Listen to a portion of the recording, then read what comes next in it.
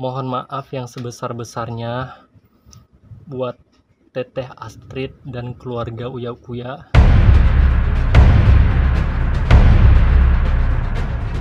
Beredar kabar bahwa ada berita hoax, Uya Kuya meninggal dunia. Berita hoax itu kan ada undang-undangnya ya, berita nggak benar. Tapi kok dia tetap ada di FYP itu saya bingung. Nah, coba yang buat malah sengaja buat berita hoax ini di TikTok buat naikin FYP, pikirin gimana kalau ini yang terjadi adalah pada diri kalian atau orang tua kalian yang tiba-tiba meninggal. Coba bayangin, apa perasaan lo?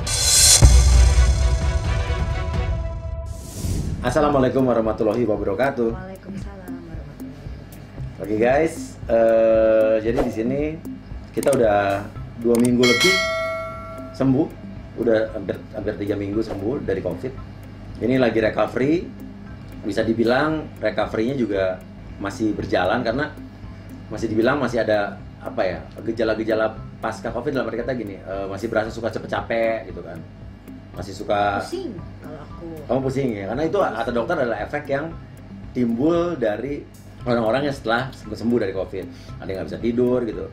Nah, tapi beredar kabar bahwa ada berita hoax, Uya Kuya meninggal dunia. Awalnya apa ya, ini berita saya nggak pernah ambil pusing, Iya. cuman tiba-tiba di hari apa ya, di satu hari itu DM saya banyak banget ngasih link tentang berita di TikTok yang mengabarkan Uya Kuya meninggal dunia. Gue terus terang nggak peduli juga karena ya itu hoax gitu kan, dan gue nggak pernah buka linknya. Tapi ada orang, akhirnya teman-teman di WhatsApp yang juga nelfonin, ada yang WhatsApp dan ngirimin linknya. Akhirnya gue lihat, tapi dari capturean fotonya gitu kan. Nah, tapi sampai sekarang gue belum lihat videonya. Yang baru lihat Astrid sama Cinta. Sampai suatu saat ada beberapa teman artis sama yang nelfonin gue, terus pas gue halo, alhamdulillah gitu.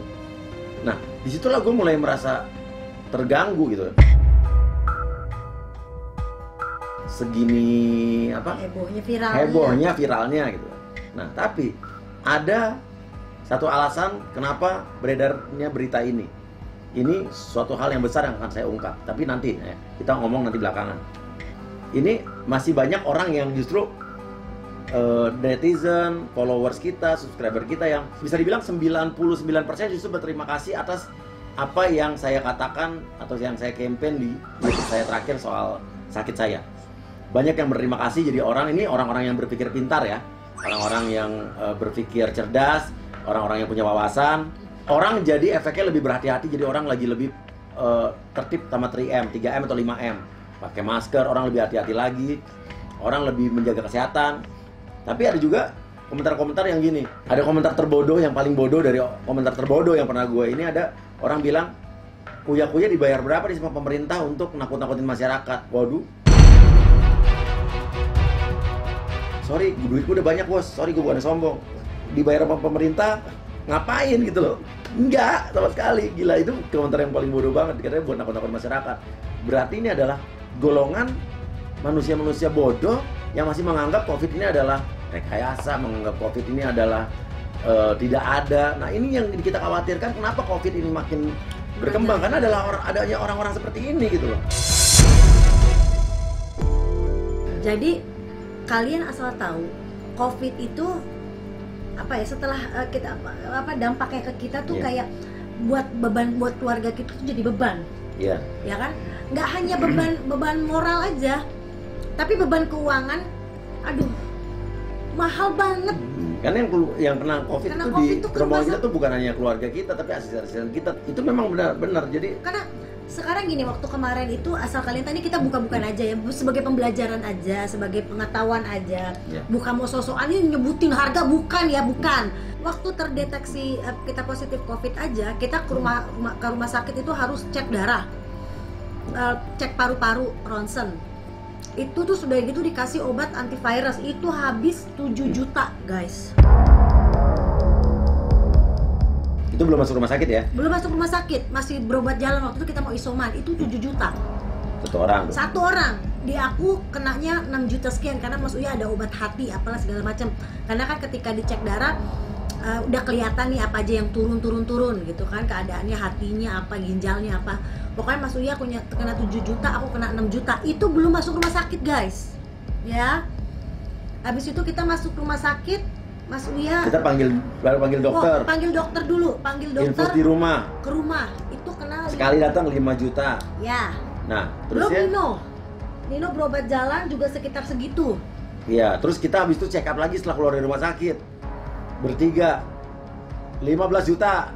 Betul, itu aku kaget, segini. Nah, banyak orang yang setelah COVID dia udah nggak meriksa lagi dirinya kenapa-napa gitu kan. Tapi kalau untuk orang-orang yang udah umur di atas 40 tahun gitu kan ya, ada kita masih cek di dimer, cek paru-paru gitu kan. Itu kekentalan ya. Ada orang yang justru efek yang berbahaya juga ada setelah COVID, dia nggak merhatiin keadaan badannya, terutama orang-orang yang udah berumur gitu kan. Itulah makanya jadi mahal gitu kan. Nah, intinya kita bukan biaya deh, udah kita lupakan, kita udah ngomong sekali. Intinya jangan sampai kena COVID.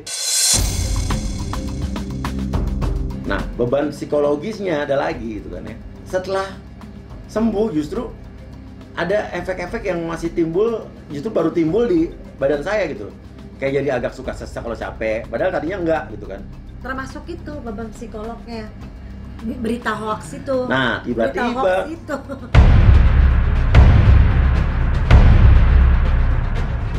kemarin saya lagi jalan sama Cinta nih ke salah satu mall gitu nemenin Cinta.